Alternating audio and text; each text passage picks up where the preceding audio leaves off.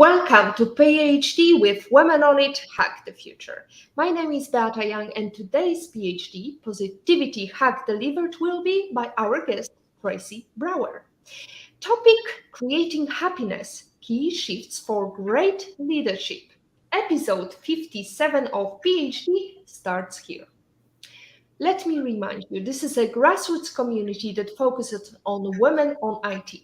An inclusive forum of women in technology, startups, and female leaders who are supported by men as well. And I bring heart to that hustle because empathy is my motto. And empathy is critical when you are creating happiness, key shifts for great leadership. Before we dive into the topic, let me mention a few highlights. Congratulations to Vanessa Vella on graduating with first class classification and certified AWS Solutions Architect Associate. Well done, Sheba Wilson, on her chapter in the book Voices for Leadership. She is sharing leadership lessons and practices to help others succeed despite painful life experiences. Sheba was our guest a couple of chapters ago in December, so you can check out her live stream after this show. What Penn Houston is doing with discarded packets of crisp is just amazing. What an amazing journey from Woman on It, Positivity Hack Delivered live stream to BBC, the one show. Do what you can, delegate or leave the rest, as she said during our live stream. That's her life lesson quote, and she applies that mantra not only to the single-use plastics. In today's episode, we are going to learn creating happiness, key shifts for great leadership. Work and life have become increasingly complex and demanding, and these necessitate shifts in leadership. Leaders set the groundwork for their own and others' happiness. According to the study conducted by Saïd Business School at the University of Oxford, happy employees are 13% more productive. To be an effective leader, one must have a variety of soft and hard skills. But happiness is a key ingredient in achieving success in any role. Leaders often overlook this important element of their leadership. To achieve engagement, happiness, and performance, great leaders need a fine mix of all skills, but empathy is central to their success. Dr. Tracy Brower is a PhD sociologist studying work-life fulfillment and happiness. She authored the books The Secrets to Happiness at Work and Bring Work to Life. She is the Vice President of Workplace Insight for Steelcase and a contributor to Forbes.com and Fast Company. She's an award-winning speaker with over 25 years of experience working with global clients to achieve business results. Tracy is an executive advisor to like-minded CODA societies and to the MSU Master Industrial Mathematics program. Her work has been featured in TEDx, The Wall Street Journal, Work-Life Balance in the 21st Century book, Globe and Mail in Canada, Inside HR Australia, HR Director. The numbers are countless of publications. If you're aiming to develop your leadership skills, tune in, ask questions, and stay with us for the next hour. Positivity Hack Delivered is guaranteed. Let's discuss why happiness matters for great leadership, what are leadership shifts, and how technology facilitates and fosters these skills. Tracy, where in the world are you today? Thank you for having me. I'm just delighted and so impressed with your community. So I am in Michigan in the United States. I'm way on the west side of the state, close to Lake Michigan. So it's a little dreary, but it's starting to get a little warmer around here. Well, let's create happiness and positivity vibe. Today, I am in beautiful by nature Turks and Caicos Island. Providenciales is the name of this area. And I am blessed to have this conversation, actually inspired by your article when you talked about empathy economy and leadership. So we discussed the empathy economy with Dr. Jackie Taylor a couple of episodes before. And I was wondering, what does happiness, empathy has in common? How does it lie into leadership? Yeah, empathy and happiness have so much in common. One of the fundamental things that drives happiness is connections with other people. It's extraordinarily correlated. When we're feeling connected to others, we're more likely to feel happiness, joy, contentment in our lives. And so when we are empathetic, when we are attuned to others, when we are listening, when we are understanding what people are going through, and then leaning forward to not only listen, but also respond where that's appropriate, that absolutely helps us connect with others. And that helps drive happiness. And it's absolutely reasonable that we are contributing to other people's happiness. And through that process, we're rewarded for it as well. As a matter of fact, that's one of our human instincts is we tend to repeat behaviors that feel good to us. That's the way we're wired. And so when we have that reward factor, when we feel good about helping others to feel good and by being attuned to them, that drives our own happiness as well. So it's really a win-win. So repeat behaviors, is it like a mirror image we are looking for? No, I think when we're really empathetic, we're reflecting with people, we're tuning in to what they're experiencing, we're paying attention. Like when we see someone on camera virtually, or when we see someone in the office, we kind of say, are you okay today? You seem a little different. Or, wow, you seem really up today. What are you celebrating? We're attending to them, we're checking in, we're asking questions. And then when they start to share, we're demonstrating that we're actually listening and we're reflecting back what we're hearing from them, not in a systematic way, not in a recipe format, but in a way that's really authentic and helps us to really be present with them all the time. I think that's one of the things, attention is our most scarce resource today with everything coming at us and with devices all around. Attention is a scarce resource. And so part of demonstrating empathy is literally being present, being focused, not being distracted by a device that happens to be on the table next to us. So it's really that presence and that reflection toward what others are feeling and toward us being able to put that into words and demonstrate that we've heard it. Right. The ability to listen to others' stories and actually asking how they feel is very important. I think we have a question a comment from Olga Vasina. Let's go into that comment. 13% more effective. I think happy employees are even more effective than that study data, but whatever the number, it's absolutely true. I think, Olga, I hope you are happy with where you're working at the moment. We have another question, suggestion, or actually a comment from Agatha Bellon. Win-win is our mantra. Way to go, Dr. Tracy. Absolutely. Why is win-win our mantra? Well, I think, win-win is, I don't know, maybe it's overused, but I think the reason that win-win works is that our experience, our happiness is so tied to community, right? Like we are members of the community. We have responsibilities to others. We have obligations to others, and we want to benefit from the community as well. And when communities are most sustainable, when they're most healthy, they fully meet individual needs and they fully meet the needs of the group. So to me, this idea of win-win is probably evergreen and meaningful in so many ways because it it addresses that idea that I need something too from the community, and that's really fair, but I also have responsibilities to give. I have obligations to give. And that's a beautiful thing. When we feel like we're connected, when we feel like we're part of the scaffolding, part of the webbing of a community and of a group, that is sustainable for the community and it's rewarding for individuals. So I love that. And I love the question about the positive benefits of happiness. There's been so much research on this. I actually wrote an article that talks about the business benefits of happiness, the business case for happiness. And when people are happier, they're more physically healthy. They're more likely to set bigger goals and reach them. They're more likely to be retained in their organization.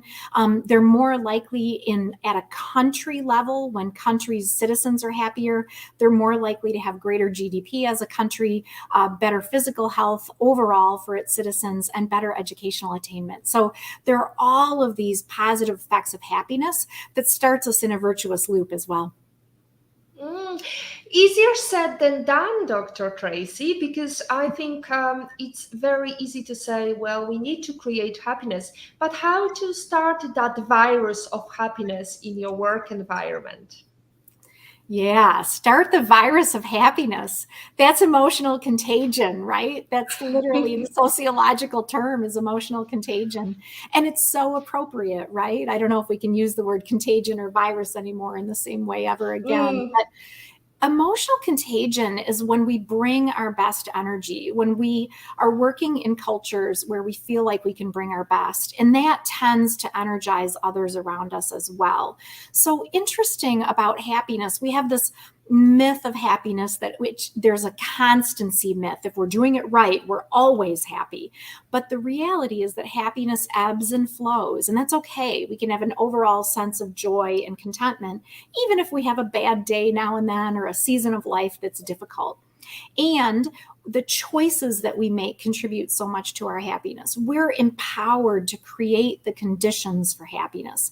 And no choice will be perfect. There'll be things we love about our work and things that aren't our favorite, but as much as possible to have alignment. And so when we can create those conditions for happiness, we influence other people. Sociologically speaking, the number one way that people learn is through watching other people, listening to other people, experiencing other people.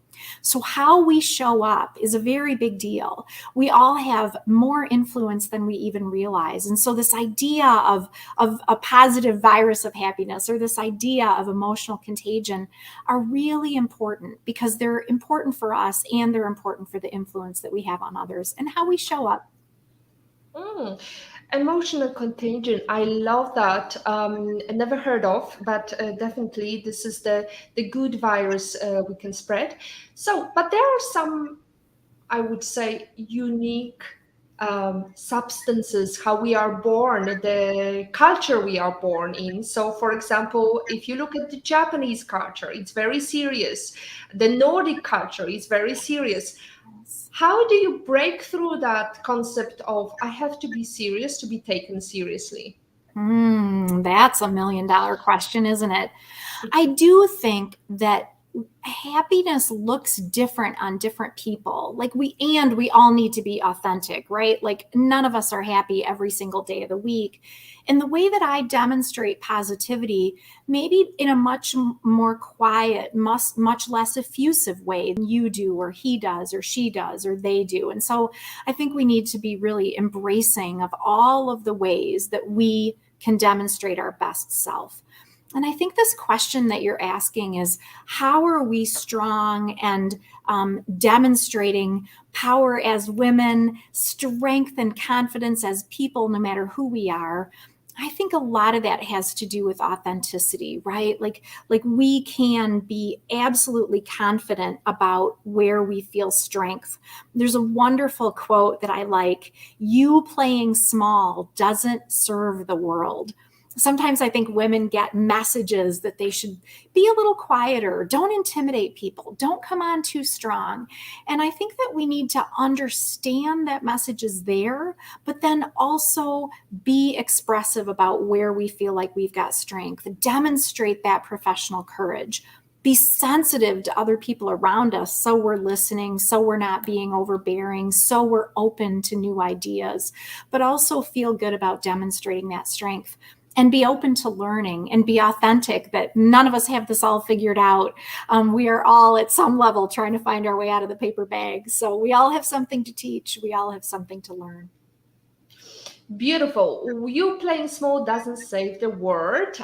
We have some comments. Esmeralda is saying, "Hi, Dr. Tracy and Beata. Good to be here again. Lovely to see you." We have also a question from In Love and in Pain. "Hello, Dr. Tracy. I don't want to spread sadness to my friends. Should we share our problems with our friends?" Mm-hmm.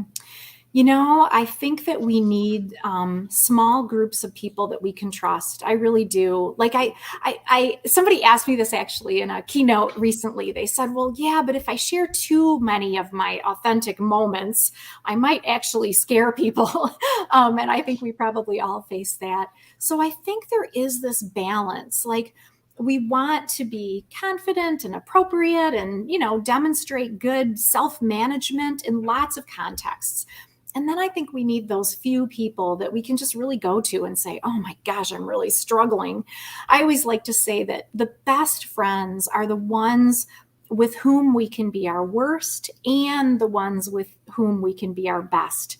The best friends are the people that will absolutely celebrate your highs with you and can be there with your lows, which I know sounds really cliche. We talk about that all the time. But to me, the takeaway message is that in order to be our best, we do need a place that we can let down our hair. We do need safe harbor support. I wrote an article not too long ago about different people that you need in your network. And we need that, friend who knew us when, that kind of old friend, old colleague that has been around with us for a while. We need that challenging support, that person in our network who challenges us and pushes us and plays devil's advocate. And we need that person in our network who offers us safe haven support. And we need those people in our network who will be really honest with us and tell us when we've got spinach in our teeth, tell us when we've made a mistake, and then support us as we recover from that. So we need all kinds of people in our network. And I think both challenging and safe haven support are part of that network. So we have a balanced diet of people to create our own happiness. Now, let's go back to the secrets to happiness at work, how to be the prophet of happiness, but also how to create happiness in your area. I was wondering, how do you create happiness when you know that one of your team members is suffering with mental problems? Let's say depression, which is quite common nowadays. Yeah, I think this is a really important question. One of the things that's true is that the incidence of mental health challenges have increased significantly. In one study, 75% of people were feeling socially isolated. 57% of people were feeling depressed. There were increasing numbers of people who felt anxiety and even difficulty juggling their thoughts. So the first point is that this is on the rise. The bad news is it's on the rise. The good news is we're talking more about it. This is coming to the fore. And that gives us, I think, more of a culture socially where we can really support people and be more open about that support. As we think about leadership and supporting employees who may be struggling, I think the thing we absolutely want to do is check in and ask questions. First of all, pay attention, kind of know when we see something's different. Secondly, check in and ask questions. I hear a lot of leaders ask me, "Oh, I don't want to be intrusive. I don't want to be invasive, TMI. I want to be really, really respectful." And I think what leaders really need to do is just ask the question.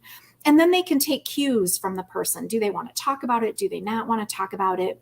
And I think the other really important thing for leaders supporting people who may be going through hard times is the leader doesn't need to be a social worker. The leader doesn't need to be a mental health professional, but they do need to demonstrate that they're present and attentive.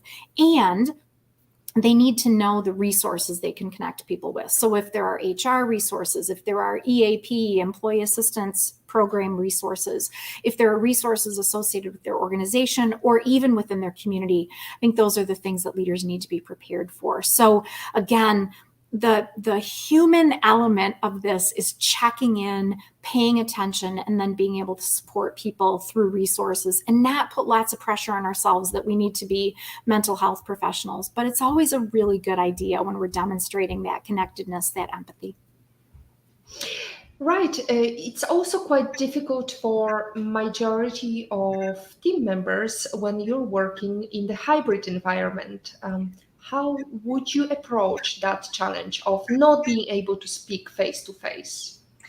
Yeah, hybrid introduces whole new challenges, doesn't it? It's kind of the best of both worlds at some level, right? We have more choice, we have more opportunity for where we're going to work and when we're going to work, but it can introduce more distance, and that distance can be detrimental to our relationships. I think for me, a really big part of hybrid is intentionality, right? Like when we're hybrid, we're more intentional about where we're working, what we're doing, which location serves us best, how we're working, when we're working. And because we have more choice, we can be more intentional about some of that. And at the same time, we're intentional about getting our work done and the tasks and wonderful responsibilities that we are that we feel like we're making our contribution to. We are also needing to be more intentional about relationships and how we stay connected. So that might look like setting up a meeting when we normally might meet somebody in the hallway. That might look like more IMing. That might look like meetings where we spend just a little more time at the beginning with chit chat, right? Like sometimes I think we have this view in corporate America or organizations anywhere, like we want to get down to business and we want to be task focused. But if we're not seeing each other in the work cafe or the hallway, that moment at the beginning to kind of get grounded and feel connected can be especially important. I think we can also be intentional about where we meet up and if we're going to spend some time face to face and creating opportunities to do that. There's some wonderful research on friendship. And there are lots of people who don't feel like they have a close friend, period. But one of the things that we also know is that 75% of friendships are made at work. And there's another study, I'm not going to get the number right. I think it's 82% of our diverse relationships come from work. So work ends up being a fairly social experience, even for introverts, right? You may only want a couple of close friends. You may not need lots and lots of friends. That's totally cool. But work ends up being a place where we get to know each other, where we get to know each other's talents and capabilities. And so the workplace, when we're really intentional about our work, intentional about how we connect, intentional about staying connected, it can absolutely be a place where we're quite nourished with relationships. Beautiful. I have to write down all the quotes that you just gave me.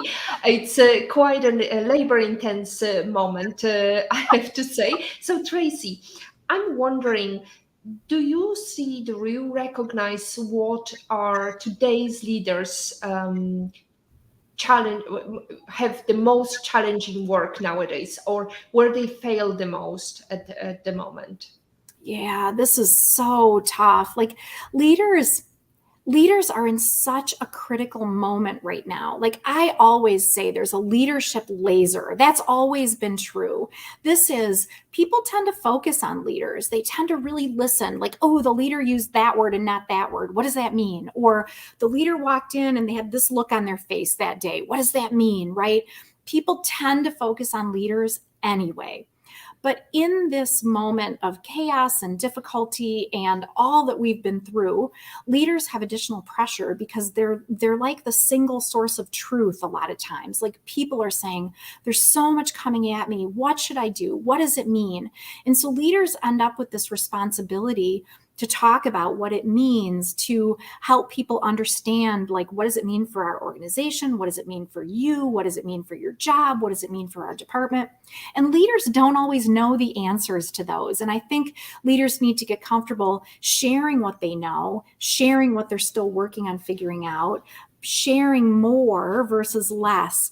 Because a lot of times the way we work through ambiguity is by really paying attention to as much information as we can. So leaders have this new responsibility of more empathy toward people, sharing lots of information with people, being present and accessible. That's the other thing we know from research, is that when leaders are more present and accessible, it tends to contribute to mental health. It also tends to contribute to cultures that are more constructive and productive. So this accessibility, right? Like I reach out to my leader and she's available, or I ask my leader a question and she responds in a reasonable amount of time. Those seem like little things, and they're really important things. I love there was a movie a million years ago called The Accidental Tourist. And I don't know if it was the best movie in the world, but the really cool thing about it is the title, right? Like sometimes I think leaders are absolutely models and examples for others, and they don't even mean to be, right? Like a leader doesn't mean to be all that and all that arrogant, but because people are focusing on leaders end up being in this kind of accidental role of being models for others. So leaders won't be perfect. Leaders can be authentic about not being perfect. But when leaders show up in an accessible way, a present way, a way where they're sharing information, a way where they're empathetic, those all contribute towards success. Well, we've seen in a couple of examples, some leaders are sharing their vulnerabilities. And how does that impact the happiness at work? Because being vulnerable, it's not really being happy, right? Quite often they are sharing their struggles with health problems or with their family problems. What would you be your advice, Trey? Yeah, I mean, this goes back to absolutely leaders generate trust and credibility when they are open and vulnerable.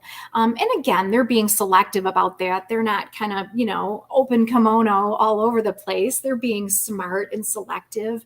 But in general, we want to work with people who are authentic. I'm saying this one more time. I just wrote an article about perfectionism and how, we tend to have this view of, we've got to be perfect and we want to be excellent and we want to do a good job.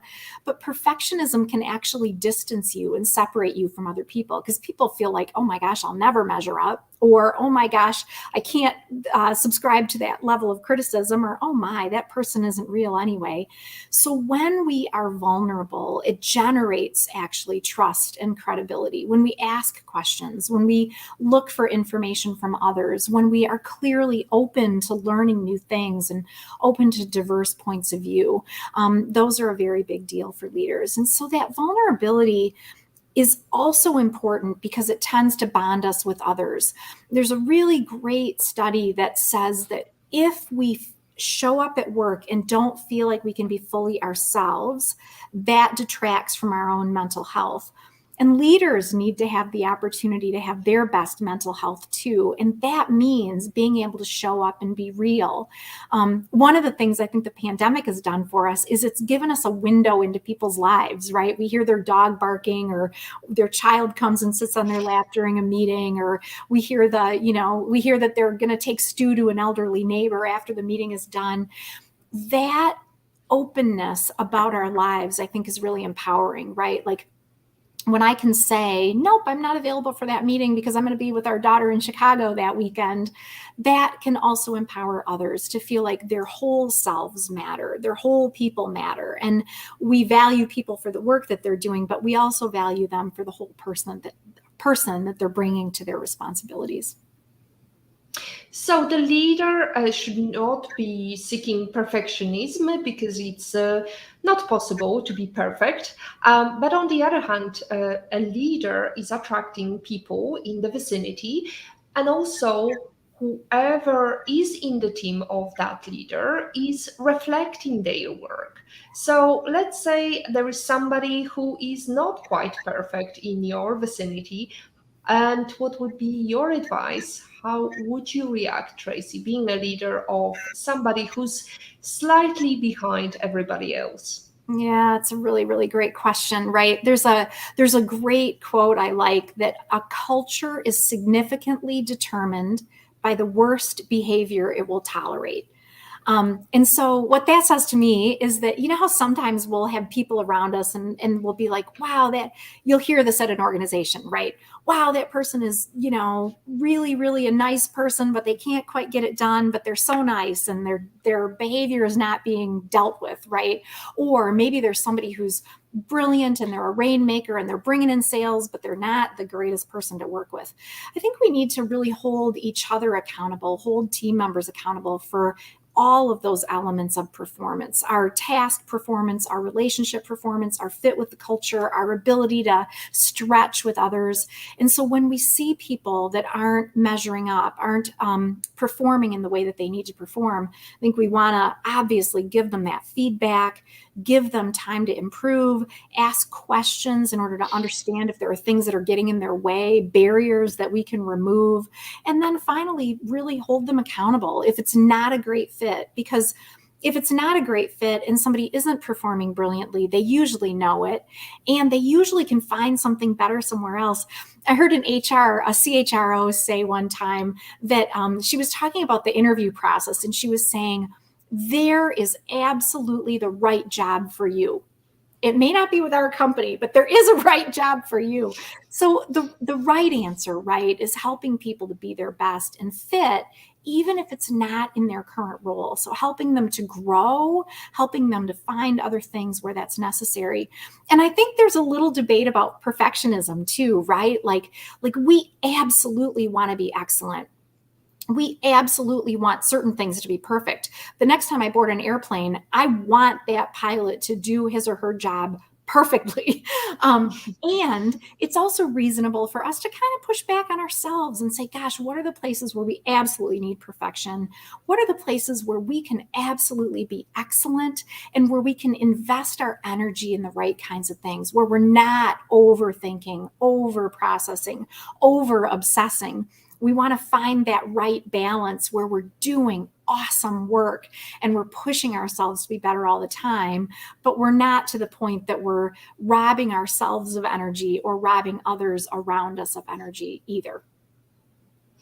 Right, we always remember the best restaurant, we always remember the best hotel experience, but also we remember the worst one. So we never remember the medium, the ones that were okay, but not quite perfect. So is there a way to create the perfection, but also have the balance within the work environment? Yeah, boy, that's a great question too. It's really interesting. There is some wonderful research about what we remember. And just to your point, I love that you brought that up. And the research suggests that it's a peak last. So if you think about like you spent the day at Disneyland and you had this great one ride and oh my gosh, the line for this other one, and it was really hot during the day, and later on we had this awesome moment where we got to meet the princesses, whatever you like at Disney, right? What we tend to remember were our peak experiences, like that best moment, and we tend to remember the last experience we had. So, maybe we left the park and we had, I don't know, Mickey ears on and we got a shot with the family, right? And so as we look back at a season of our career or a task that we did or a project team that we participated on, we tend to remember the peak and the last. And so that is part of it as well, is like, how do we create memorable experiences for people? How do we attend to some of those details with people? And the ways that we can think about creating happiness and creating the conditions for happiness are when we give people a sense of purpose and have them feel like they're really contributing to something that matters. When we emphasize gratitude, we're appreciative of what people do and we're attending to details that they can also feel gratitude about. When we create opportunities for connection and bonding among the team, when we give people what they need to perform really well, and when we give people the opportunity to learn and stretch. We can unpack lots of those, but those are some of the things we can do as leaders to create the conditions for happiness for ourselves and for others around us, and make sure that we've got all those great moments that we can remember along the way. Absolutely. I have to say that some time ago when I was employing people, especially the younger generation, had a problem answering this vital question. When was the last time you've done something more than was required from Mm. your work? And I think this is how you create memories, by giving some attention to why either it's your customer or your team member, and you do more than is required, something that is going extra mile. We have some questions and lovely comments from Olga, who tracked you down, Tracy, and she brought this article about 5 powerful ways to support women. Fabulous stuff. Thank you, Olga, for bringing that to our attention. I, Esmeralda, is asking, hi, Dr. Mhm. Tracy. Is it okay to share our struggles, problems with strangers? Mm. They say we can get a fair judgment since they don't know us personally. Hmm. That's a provocative question. That's a really Okay. good one. Gosh, I want to think about that one. Maybe I'll have to write an article about it or something because that's the way I think. You know, I Yay! think I think sometimes it depends on their role. Like, I think sometimes if we share kind of like out of the blue with somebody that's not expecting it, it might have an awkward factor, right? Like, if it's the barista and I kind of start going down a path about, what's going on for me, that might be a little bit awkward. But there's some beautiful research about how our interactions with strangers or people who are very distant from us in our community can be really nourishing. So the barista or the dry cleaner, or the person at Target, or the person, that you, I don't know, run into while you were each getting gas or something. And you can talk about gas prices together. Those moments can be really nourishing. And I think sometimes, like, the way that we build relationships, most people say that true friendship is built over about 60 hours. That's based on some research on friendship. And what happens with friendship and trust is there's this like reciprocity that happens. I share a little bit, and then you share a little bit more. And then I open myself just a little bit more. And then you share something that might be just a little more sensitive for you. And there's kind of this building process that happens. And I think that part of like getting objective perspective is probably to know someone well enough that you can feel like you can share openly. And to your point, there may be people who are a little bit less well known to you who might have that objective point of view. So it's probably that balance of not sharing so much that it's TMI, but too much information, but really branching out and reaching out to people that you may not know as well and who can kind of add value to the day, even if it's just a quiet exchange or even if it's just a superficial exchange. That's quite interesting what you were saying, because I can think of a couple of conversations I had even with a cashier. It's very interesting when you approach them with a completely different mindset, rather than automatic saying, I'm great, how are you? You actually meaningfully ask, or say how your day was, because I think it was quite shocking to me when I was approached by my husband. I talked about some things when I was all these years back in London working in a store, and he asked me some meaningful question, and I thought, well, this is somebody very interesting, and he's actually asking me that question not just out of politeness, but because he's interested. So I think this is how you create happiness, by asking meaningful questions and being genuinely interested in the answer. So thank you, Tracy, for reminding us of creating this environment of happiness, being a great leader. You told us about um, the distance that is stifling our culture of our leadership roles, and also about the fact that it's very challenging to be a leader in the post-COVID world. Now, you talked about what most leaders fail at doing.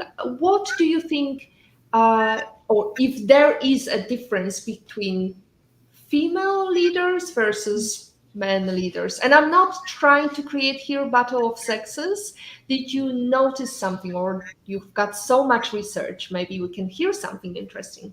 Yeah, absolutely. I think there is some great new research. I just published it in an article called The Good, the Bad, and the Ugly, research on women and leadership. So you could look there for more of the details. But one of the things that was in the research is that women are often perceived as the preference when there is chaos or crisis. People prefer women in a situation of chaos or crisis. Leadership is perceived when people demonstrate things like ambition, smarts, confidence. Down further on the list are things like caring or community. Those are still important, but when you ask people who are leaders and what characteristics are they expressing, those are some of the things that they say. Interestingly, there are, when women lead, there is a perception that people have better ability to support their work-life navigation. When women are leading, there's a greater perception that they're supporting DE&I, diversity, equity, and inclusion. There is a preference for women on the parts of some people in this particular study, but there's also a lot of great, brilliant leadership coming from men as well. It's very much a mixed bag. One of the problems is that women face a likability challenge. This has been demonstrated through multiple studies, and there's kind of statistical evidence that if a man is leading a group and he's perceived as not being very likable, people will still pitch into the group and cooperate. If a woman is leading a group and she's perceived as not being as likable, quote unquote, likable, people may be less likely to engage. And so women face a likability bias. Sometimes women can also face a work-life bias. Like if a woman's doing brilliant work professionally, people might say, yeah, but how's she doing with her family? Or the opposite of that, if a woman is, brilliant in the way that she's perceived as being a parent or a partner, somebody might say, yeah, but how does she perform professionally? The thing that I think about the research is this: it can be disheartening. It can be frustrating to hear that kind of thing. But I think it's important that we just know the terrain. If we're going to go on a hike, we want to know temperature, weather, altitude. We want to know the condition of the trail and what kind of footwear we need and how we should be dressed based on how warm it is. To me, that is understanding the context and the challenges that women face. We've got to know what's facing us. And then we need to be ourselves and support others. We need to bring it. We need to own it. We need to be authentic about what we are brilliant and capable at, what we're still learning. And we need to absolutely support others and bring each other along. And so I think that is some of the data that we face.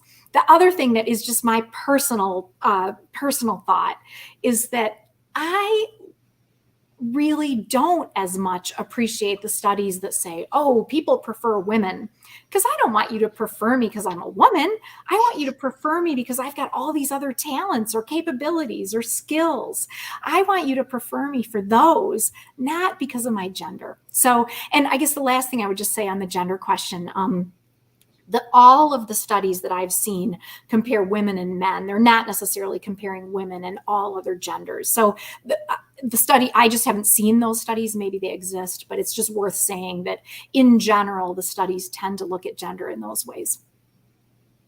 Well, it's time for me to quote Cindy Gallop, who says that if you're concerned about gender, you're being chosen because of your gender, get over it, because there are so many men being chosen because they are men. Well, that's fair. That's a really fair point. Lean into it. Take advantage of it. Absolutely. And then be your Absolutely. It's a great point. Absolutely. Yes. Well, I would even say don't lean in. You just find your own path to the future as a female role model. So definitely, Tracy, I'm really grateful for these points. I would like to also ask you, because you told us to prepare for that hike, to go up the ladder and break the glass ceiling for female leadership. One thing that we also face as, and this is related to humor, we tend to not take women seriously if they are, for example, showing up with their smiles, or they are laughing on pictures, or they are perceived as less serious. How would you take that challenge? Yeah, that's a tough one. There is research that when people are too cheerful, they may be perceived with less leadership capability. Again, that's like, the research. I'm only the messenger, so on that one. But I think it's a balance. Like, I think, of course, great communication skills are about knowing your audience, knowing your context, knowing who you're talking to, knowing what your message is, and adjusting that still with integrity, still with a sense of who you are and your identity, but you're going to adjust enough so people can hear you, right? Like if I'm talking to somebody who's very fact-based and analytical, I'm going to bring my best analytical game, but I'm still going to be myself in that process. If I'm talking to somebody who's more emotional or more imaginative, I might use more analogies in my discussions with them, but I'm still going to bring myself and the integrity to that conversation. So I think it's absolutely real that we can be really effective when we adjust who we're talking to and how we're interacting and how we're relating. And I think we need to be ourselves. I really do. I think the minute that we decide that we shouldn't laugh, or we shouldn't be too cheerful, or we shouldn't be too sensitive, we're doing ourselves a disservice. And I think the thing that's so important is that the differences between individual people are so much more meaningful than the differences we can ascribe based on groups, or generalizing based on any characteristic, gender or otherwise. So I think we want to, as much as possible, kind of model embracing others, model the idea that we are open to diverse points of view, model the ability to work with lots of different people who have different kinds of personalities. And when we can kind of bring that to the community, then I think we also earn the right, and we get this right anyway, to be ourselves. And so when we model that behavior of being ourselves, I think we make the whole community smarter, better, and stronger. Well, another point I would like to make, Tracy, is diversity of thought, because apparently this is quite often missing, and we have to welcome other points of view and create this environment of happiness about new, different ideas, whatever might happen. And now we have questions and comments from Olga Vasina. Olga is saying, way to go, Esmeralda, you're inspiring our brilliant guest today. Now there is a win-win. Indeed. And we have a comment from Patrick, EIPO Vid. How fascinating, Dr. Tracy Brower, that it takes 60 hours to get to know somebody, but 10,000 hours to master a skill. Clearly, humans have more intuition to meet new friends than they may realize. Oh, that's a cool point. I like that. There you go. You're not the only one bringing these quotations and interesting statistics. We have a question from Marianne. Hello, Dr. Tracy. Thank you so much. So many insights. I learned so much from you. Well, Marianne, I'm sorry you don't have questions. Usually you have questions. So we do not have any more time for more questions. I love Tracy's personality, Natalie says. That's great to hear that, Natalie. Thank you so much. Now we have got time for our special questions. Now, Tracy, what advice would you give to females to help their career as a leader? All right. Advice for females to help their career as a leader. Boy, I don't have this all figured out. This is just my little lens today, but I think we want to know ourselves, know our strengths, know our weaknesses. I think we want to connect, build relationships, build rapport. I also think we want to act. We want to take appropriate risks. We want to demonstrate professional courage. And then I think we want to reflect, just really always be thinking about what worked well, what worked less well, what might we do differently the next time. So I think those 4 things are a very big deal in terms of advice for all of us, in terms of our career, in terms of the way that we lead. Absolutely. And also, I would add your point that you made earlier, preparing for that hike. And it's not short run. It's a long marathon. So you have to prepare for that. So what is your strategy for problem solving as a happy leader? Yeah, I was really thinking deeply about this again, right? Like we all face problems all the time and have to make decisions. And I think the first thing is to keep your head, right? Like, okay, that is significantly correlated with leadership, is calm and the ability to kind of keep your head under pressure. And then for me, I always like to understand the terrain, like really understand the problem, understand what the information is. I like to gather information for potential solutions. I like to get ideas and input from others. And then I really like to test and try. If I'm solving a problem, I want to test something over here or test something over there. Instead of trying to figure out a big, giant, grand scheme, how might we iterate toward that big, grand scheme so we can get feedback along the way? So that iteration and that learning along the way, I think, are so important to the process. Fabulous advice. Thank you so much for that. And how do you manage happiness around somebody's ideas not being taken on board? Yeah, this is really important, right? I think that one of the things to know is that we all have an instinct to matter. And one of the worst things we can say to someone is, "Nah, we don't need you. We're good. Just, we're all good here. No need to participate." We want to be invited. We want to be included. We have an instinct to matter. And so I think one of the things to do as a leader is to be really clear about what kind of participation we need. So when we invite someone to the table, we're clear about what that participation needs to look like. I think another thing from a leadership perspective is to set really clear expectations and to be clear about how decisions are going to be made. Like, I'm going to listen to input and then we're going to have a democratic process, or I'm going to listen to input and then I'm going to retain the decision-making process, or we're going to listen to input and then we're going to have another decision-making process and explain to people how that will work. If you feel like your input hasn't been heard, then I think there's that choice making, right? Like, did you misunderstand how you were going to participate and whether that idea would be kind of final idea or whether it would be part of another process? If you're being sort of shorted and your input isn't being heard, I think we need to stand up. I think we need to stand up for each other. I think we need to be assertive about our own viewpoints and about the extent to which we are articulating why it's important that our voice is heard.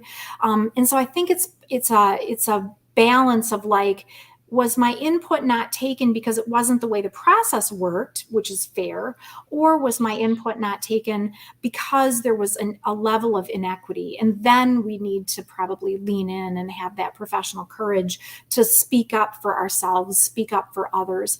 I wrote an article about professional courage that talked about making that decision about when you sort of speak up for yourself, when you speak up for others, when you decide that it's not that big a deal to you on certain circumstances.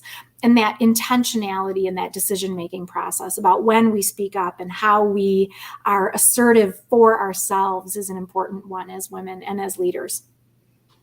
Well, it's a lot of info, but also I think you touched on a very important topic, which is females when they are, for example, facing the boardroom, their input is not taken unless it's repeated by a male in in the group. So this is a very important topic to have the courage to face and be able to speak up. Now, is there a book that you would like to reflect on and you wish you read it before you started your career? You know, one of my favorites is called The Village Effect by Susan Pinker. It's this beautiful book that has research on all of the ways that we crave connection, all of the ways that we need community, all of the ways that community is utterly connected to both our morbidity and our mortality. It's literally connected to our health, to our well-being, emotionally, cognitively, physically. And I think if I would have read that, like, I think I've always valued relationships, but it's really beautifully written in terms of all of the ways that it reminds us of the importance of those connections and how those can be everlasting and keep the community evergreen and keep each of us as well as we can be as well. Beautiful. Tracy, we have very limited time, so I think it's time for our favorite question. Would you invite somebody to have this private breakfast, and where would you go to have this private breakfast to talk about anything? I love that question. You know, I have been so moved by the people of Poland welcoming, sheltering, nurturing Ukrainian refugees. There was this amazing image that was on our news. It was this gentleman standing like in a subway or a bus station or a train station, and he was holding a sign that had like a stick figure of, you know, the number of people that he could take into his home. And so I would have breakfast with the Polish people who are welcoming the Ukrainian people and the Ukrainian refugees. And I would have breakfast at a local restaurant that I love that has the best food ever called the Windmill. And I would just really love to spend time with them because I think they are the examples of the best of humanity, the best of our values, the best of community and connection and nurturance. And so that's who I would have breakfast with. Thank you so much, Tracy. That's very touching to hear. As a Pole myself, I have to say that it's quite tremendous what's happening in Polish borders.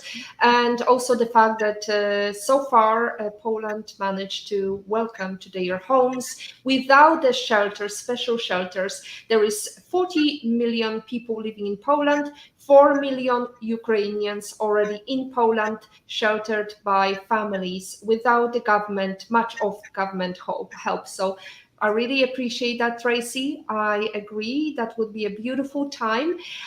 No man will make a great leader who wants to do it all himself or to get all the credit for doing it, Andrew Carnegie says. So now we have reached the end of our show. I would like to thank you very much. Can you please give us, before we end, your life lesson quote, and can you share how that was relevant to you in your life? My best quote that I just adore is enjoy the little things in life because someday you will realize they were the big things. Robert Brault said that. And I feel like gratefulness is such an important part of our lives, of our experience. When we're grateful, we're happier. When we're grateful, we're present. When we're grateful, we are connected to the things around us that are most important to us. And so that one's been really important to me. And I think it's been important as the children have been growing up as well. My husband and I have a daughter who's 24 and a wonderful new son-in-law and a son who's 20. And you just think like, oh my gosh, everybody says this when they're little, the time goes so fast, but it really does. And all those little things, all those moments that we had as they were growing up, all those moments we're continuing to have are so much a part of the best of experience, the best of relationships, the best of being human. So that's the quote I like most. Beautiful. And I would like to add to another quote that I always use at the end of the show. When you focus on the positives get more positive, and it goes together with the happiness. And the author of today's quote is Helen Keller, who is an American author, disability rights advocate, political activist, and lecturer. She lost her sight and her hearing after a bout of illness at the age of 19 months. She helped to change perceptions of the deaf community and the blind community. Keller was a role model and proved to the world that people with disability are just as capable, having the determination and confidence. If you don't like something, change it. If you can't change it, change your attitude, as Maya Angelou said, whose birthday was on Monday this week. Today is your day to hug the future, hug the positivity you want. I would like to thank you, Tracy, for this beautiful discussion, and also I would like to thank Olga Vasina, Agata Balan, I Esmeralda, In Love and in Pain, IPOV in Patrick's Opinion, and Natalie Lianto for your great comments and questions. Thank you. Thanks for having me. Thank you. And don't